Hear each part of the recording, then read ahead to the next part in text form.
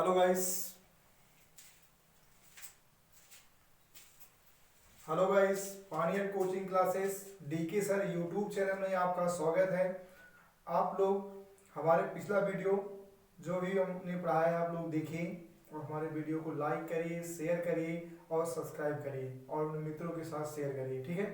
तो देखिए, जैसे मित्रों आप लोग जानते हैं कि हम प्रत्यावर्ती धारा का टॉपिक स्टार्ट किए थे, चैप्टर स्टार्ट किए थे और उसी का एक करके एक हम आपको बताते चल रहे हैं, ठीक है। देखते रहिएगा कि अब हम उसी के आगे आप लोग देखेंगे। आज हम लोग पढ़ेंगे प्रेरण प्रतिघात और धारतीय प्रतिघात। उसके बाद हम मिलेंगे नेक्स्ट वीडियो में, ठीक है। देखिए मित्रों, हम लोग स्टार्ट कर रहे हैं। पहला हम स्टार्ट करेंगे प्रेरण प्रतिघात।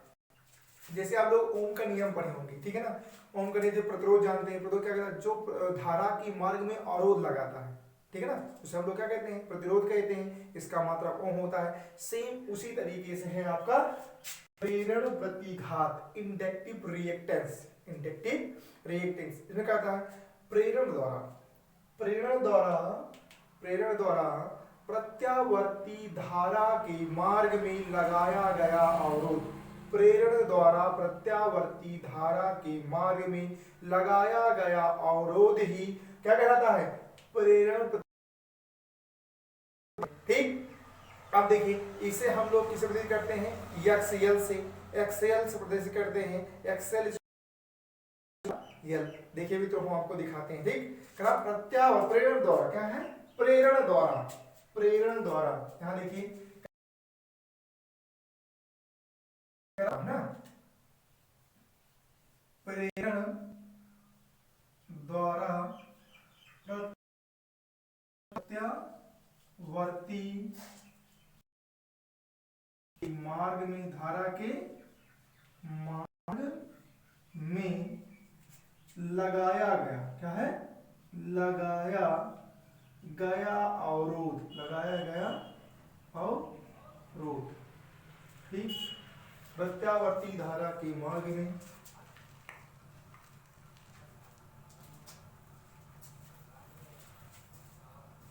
लगाया गया अवरोध ही, ठीक है। प्रत्यावर्ती धारा के मार्ग में अवरोध क्या कहलाता है? आपका कहलाएगा प्रेरण प्रतिघात। कहलाता क्या कहलाता है? प्रेरण घात कहते हैं। क्या कहते हैं? प्रेरण प्रतिघात कहते हैं। इसे हम लोग क्या करेंगे? अब देखिए, प्रेरण प्रतिघात कहते हैं, ठीक।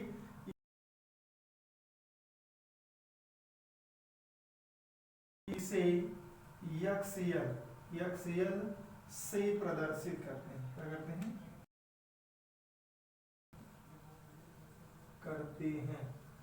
इसे यक्सियल से प्रदर्शित करते हैं, ठीक है ना। इसका मात्रा देखो, इसका मात्रा होता है ओम। क्या होता है? ओम होता है। हम लोग इसको ओम को चिन्ह को ऐसे ही बनाते हैं, ठीक है ना। इसे हम लोग किसे प्रदर्शित करते हैं? यक्सियल से प्रदर्शित करते हैं। इसका मात्रा क्या होता है? ओम होता है। देखिए मित्रों, इसका मतलब क्या हो गया? ओम हो गया। इसे हम लोग एक्सएल से। अब यहाँ देखो, एक्सएल इज इक्वल टू होता है omega L. XL is equal to क्या होता है? ओमेगा एल होता है। ओमेगा इज इक्वल होता है 2 पाई एफ। क्या हो जाएगा? एल है, ठीक। ये तो इसका फार्मूला निकल के आ गया। तो क्या निकल के आ गया? फार्मूला हो गया ये, ठीक। अब देखो, अब इसमें कहता है ना, इसमें देखिए ये क्या है? एफ है प्रत्यावर्ती धारा की आवृत्ति है। क्या है? प्रत्यावर्ती धारा की आवृत्ति है। यह क्या? प्रत्यावर्ती धारा की आवृत्ति है। और एल क्या है? एल है आपका प्रेरकत्व। क्या है? प्रेरकत्व। इसमें किसमें होता है? हेनरी में। हेनरी में, ठीक। ये हेनरी में हो गया। इसमें हो गया हेनरी में, ठीक है ना। अब देखो, इसमें जो यफ हो गया, यल हो गया, ठीक है। अब क्या है? आपकी जो आवृत्ति है, जो आवृत्ति है वो क्या होता है? प्रेरण प्रतिघात यक्सएल के समानुपाती होती है। इसमें जो आवृत्ति होती है यक्सएल के क्या होता है? समानुपाती होती है। तो इसमें एक नोट्स निकल के आता है, देखिए जरा आप लोग ध्यान दीजिएगा। अब हम लोग इनके बीच क्या निकालेंगे, ग्राफ। ठीक है, ग्राफ कैसे बनेगा, यहां देखो कहता है प्रतिघात एक्सएल, प्रेरक प्रतिघात एक्सएल, सॉरी प्रेरक प्रतिघात एक्सएल और प्रेरकत्व एल के बीच क्या होगा, ग्राफ। देखिए ग्राफ जो बनेगा ऐसे, ये हो गया इस आपका, यहां बनाते हैं आगे। देखिए हम जरा ध्यान दीजिएगा आप लोग, जैसा कि आपको दिखाई दे साफ। तो यहाँ देखो इसका ग्राफ हम यहाँ बना देते हैं, जो ग्राफ दिया गया है। ठीक है, देखिए ये है आपका क्या है, तो हो जाएगी आपकी आवृत्ति, क्या है आवृत्ति हो जाएगी। और यहाँ क्या हो जाएगा, ये आपका क्या है एक्सएल, एक्सएल से कहते हैं प्रेरण प्रतिघात, प्रेरण प्रतिघात हो जाएगा।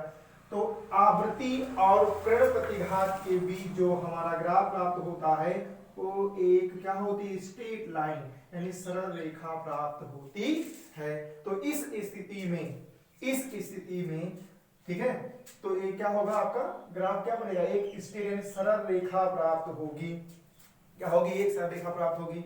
अब इसी के आगे देखो, इसमें जो प्रेरण प्रतिघात एक्सएल और धात्रीय प्रतिघात है ना, प्रेरण प्रतिघात एक्सएल और आवृत्ति क्या है, या जरा ध्यान दीजिएगा, एक नोट बताते हैं। जैसे यानी डीसी करेंट यानी दृष्ट धारा की जो आवृत्ति है, दृष्ट धारा की आवृत्ति कितनी होती है, शून्य।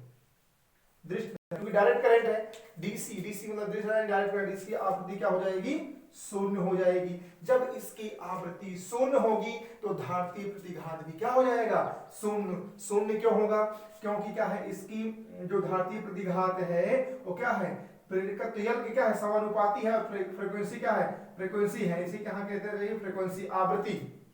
यहाँ गलती लिख दीजिए, जो प्रेरक प्रतिघात होता है वो उसकी आवृत्ति के समानुपाती होता है। तो आवृत्ति के समानुपाती अगर इसकी फ्रीक्वेंसी जीरो है दृश्य धारा में, तो दृश्य धारा में क्या होगा, शून्य हो, है ना। दृश्य धारा की आवृत्ति शून्य है, तो दृश्य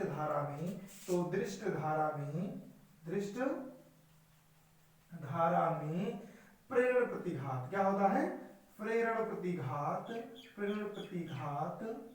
क्या होगा, शून्य होगा।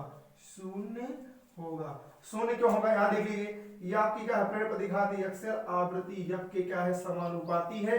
अगर ठीक है ना, यहाँ कोई कांस्टेंट ले लेते हैं एफ, अगर उसकी फ्रीक्वेंसी क्या है, शून्य है दृश्य धारा में, तो प्रेरण प्रतिघात भी क्या आएगा, शून्य ही तो आएगा। इस स्थिति में हम लोग कह सकते हैं कि अगर दृश्य धारा में आपकी आवृत्ति शून्य है तो उस स्थिति में प्रेरण प्रतिघात क्या हो जाएगा, शून्य हो जाएगा। ठीक, आई होप आपको समझ में आया होगा। अब हम लोग इसी तरीके से आप देखेंगे, दूसरी हेडिंग है धात्रीय प्रतिघात, कैपेसिटिव रिएक्टेंस, धात्रीय प्रतिघात जिसे हम लोग कहते हैं कैपेसिटी रिएक्टेंस। देख लेते हैं इसको भी क्या है, ठीक है ना। देखें इसमें क्या होता है, इसका ग्राफ क्या बनेगा, ठीक है ना, कैपेसिटी रिएक्टेंस। ठीक है, अब हम लोग देख लेंगे इसमें क्या बनता है, इसका भी क्या बनेगा क्या नहीं बनेगा। ठीक है, चलिए आगे बढ़ते हैं। अब हम लोग देखेंगे इसमें, इसी में बता देते हैं हम आपको क्या बता रहे हैं। अब देखिए जरा ध्यान दीजिएगा आप लोग, हम बताने आगे धात्रीय प्रतिघात, क्या बताएंगे, धात्रीय प्रतिघात, इसे हम लोग कहेंगे धात्रीय प्रतिघात। देखिए ये जो है आपका क्या है, धात्रीय प्रतिघात।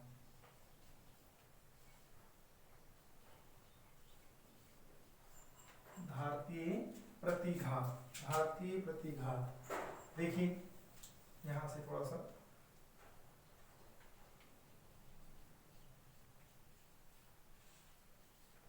धात्रीय प्रतिघात इसे कहते हैं कैपेसिटी रिएक्टेंस, है ना, कैपेसिटिव